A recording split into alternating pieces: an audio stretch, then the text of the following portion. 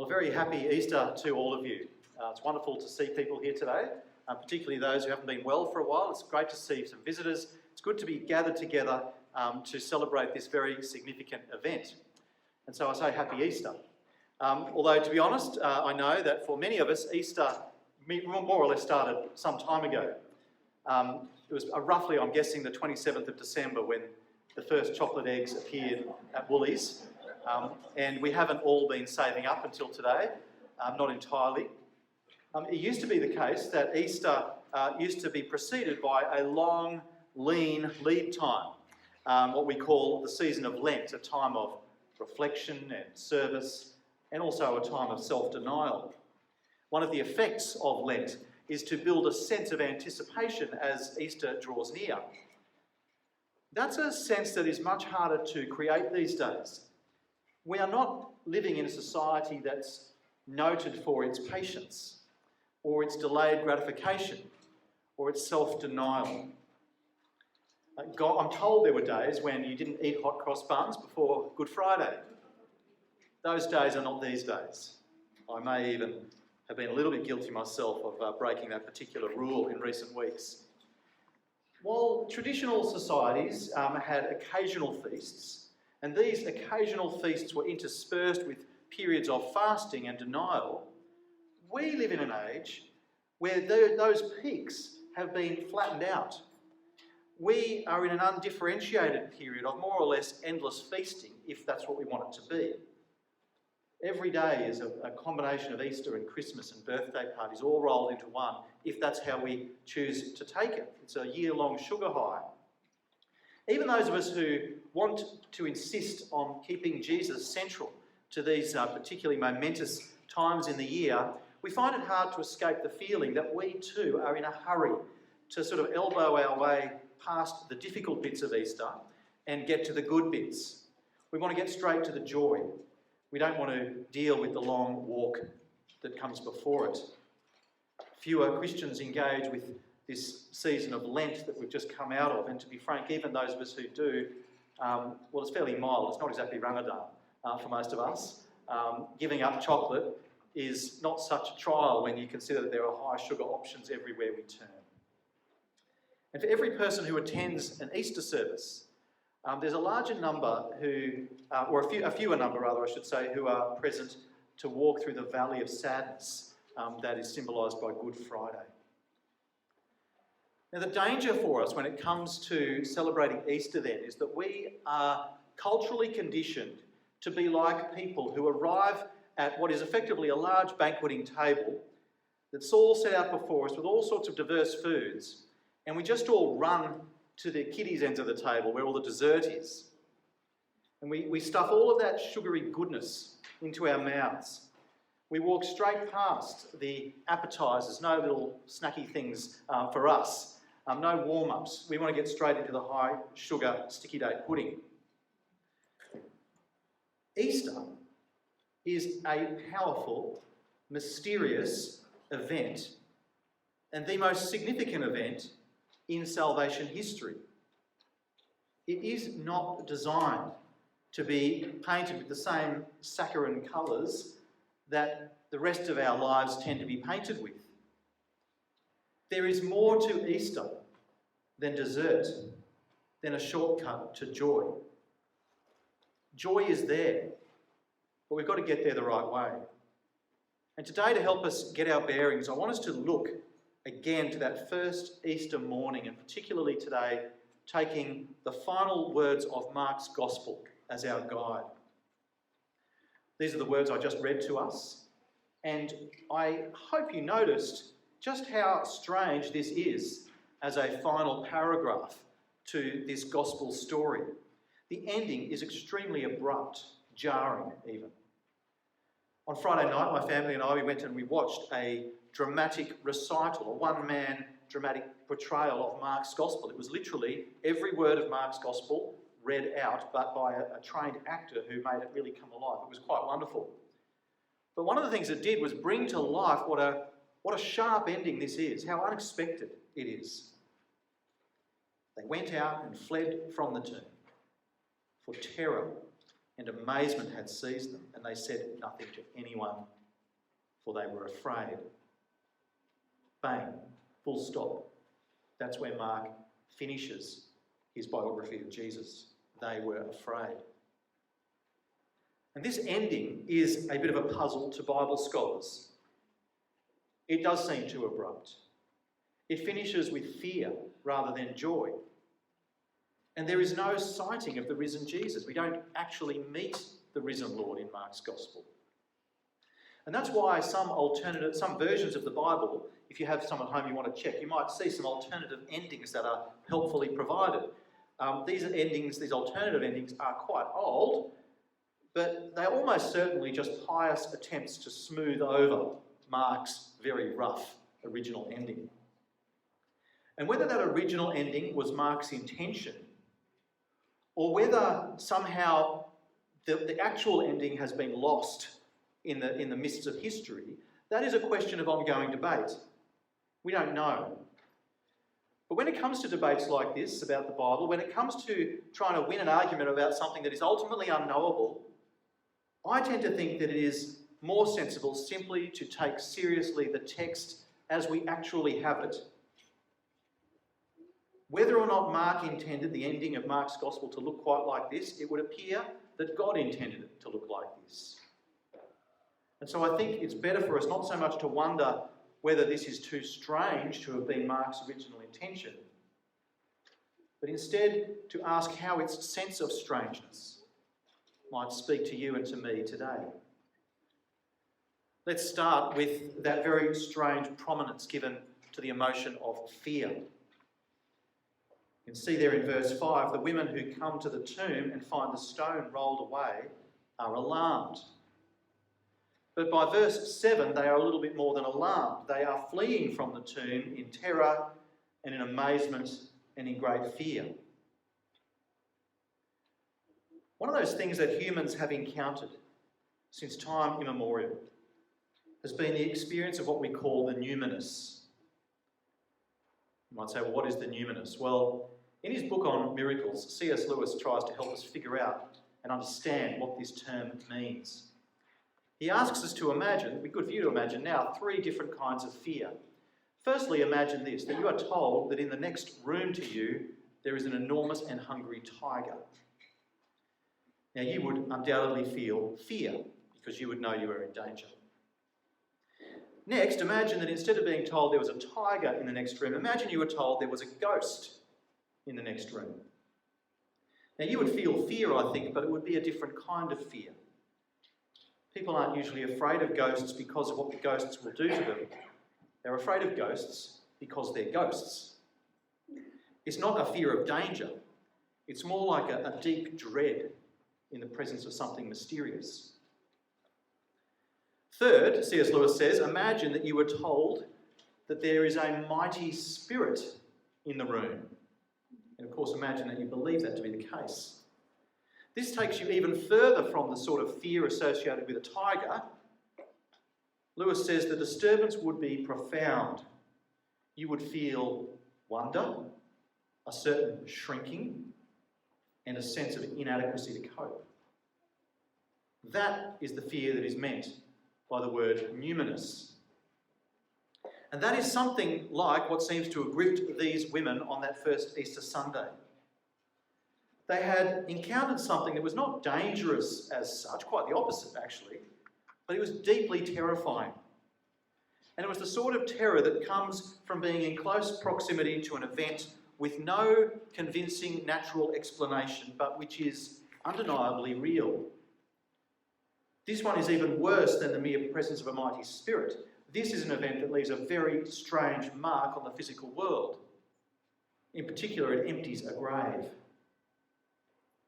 And in fact, in all of the Gospels, even those other Gospel accounts that have a more conventional ending, there are all sorts of complicated emotional responses that emerge around the time of the resurrection. Yes, there is plenty of joy of a shocked and stunned kind, but there is also plenty of fear, there is fainting, there are tears, and there is doubt. And perhaps to save us from the emotional blandness of the eternal sugar high of our society, we need to rediscover this numinous element of the empty tomb. To recognise that before we can receive it as a joyful event, it is first of all a disruptive and strange and unsettling event, because it represents the destruction of the entire regime that we thought we were living under. The regime of death. Death is supposed to be one of life's only two certainties. We plan our lives around it. We invest a huge amount of effort in trying to delay it. It informs our financial planning. The whole superannuation industry is based on the idea that as we get closer to death, our energy for work will decrease. I'm expecting this to happen on roughly Wednesday for me. We don't welcome it. It terrifies us so much that we don't really think about it if we can avoid it. But it is like a fence around our whole known universe, and it at least tells us where we are. And it's not quite clear what it would mean for us if that fence were suddenly to disappear. We might actually feel a little exposed, a little uncertain, a little overwhelmed and upended by the possibility of a force in this world that is stronger than death. We might feel like a child who graduates from school and cannot cope with the lack of structure that is there from that point on. Or like the stories we hear of people in Russia in the 1990s who, not knowing how to live with their newfound freedom, found themselves longing for the good old certainties of Soviet communism. To appreciate Easter, we need to make contact again with this sense of the numinous. The realisation that the empty tomb points to a shattering, unknown force from an unseen place that has broken the old world open and is now stirring in the new one, remaking something, moving among us, opening our horizons and exposing us to the rather terrifying thought of eternity. It is certainly good news, but it's not the good news of a predictable Disney ending that we all deep down believe our lives deserve. It's a sort of good news that blows up the entire plot and the pieces land in unexpected places, better places. But it does open up a reality much bigger than we might have been emotionally prepared for. This sense of fear, sense of the numinous, is something that we need to appreciate about this resurrection event. The final thing I want us to notice is the other very strange feature of Mark's ending to his biography of Jesus, and that is the absence of Jesus. There is no actual appearance of the risen Lord in Mark's account. The women who arrive at the tomb on that Easter Sunday hear an announcement from a man in white who firstly tries to calm them down because they're very worried by this stage. Secondly, he announces to them that Jesus has been raised, he is not here. And thirdly, he directs them to report to the disciples that they must all go to Galilee if they are to meet Jesus. But why don't we get to meet Jesus himself? Well, the absence of the risen Jesus may strike us as very strange. It's actually what makes Mark's gospel, which is likely to be the first and the oldest gospel written, to make it very, very contemporary for us. See, like those very first Christians who would have heard this gospel read aloud to them in their churches nearly 2,000 years ago, you and I don't have the option of inspecting for ourselves the empty tomb, or sitting at a table with the risen Jesus and inspecting his wounds for ourselves. Much as you and I may wish for that level of certainty, it is simply not available. It doesn't mean there aren't many points of convincing evidence that something indeed did happen, something that cannot be easily explained without referring to something like a resurrection. But nevertheless, much as we may wish for certainty, we won't find it. Like these women here in the tomb on that first Easter Sunday, all we can do is meet the risen Jesus in the way Mark's gospel presents him.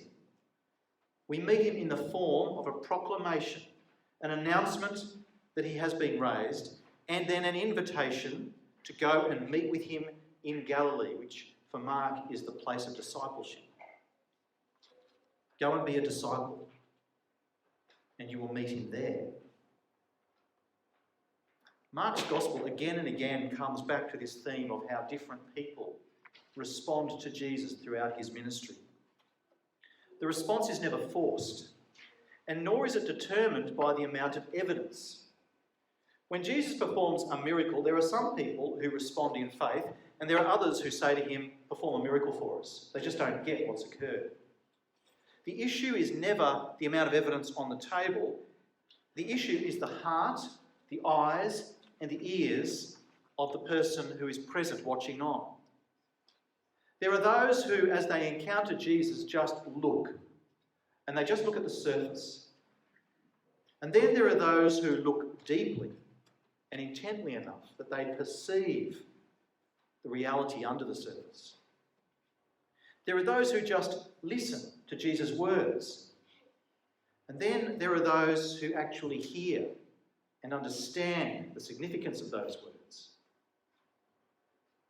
When you enter into the richness of what Jesus offers, whether you enter into the richness of what Jesus offers or whether you stay on the outside, puzzled by him, depends not on the amount of proof that's put before you, but rather on the response of your heart to that which you do see and hear. There is always going to be the option of letting it simply bounce off you and then going on with your life as it was. But likewise, there is always the option of responding with faith-filled obedience to the summons from another place. The seeming incompleteness of Mark's gospel reminds us of what an encounter with the risen Jesus typically looks like for people today. It's a summons that reaches us from another place.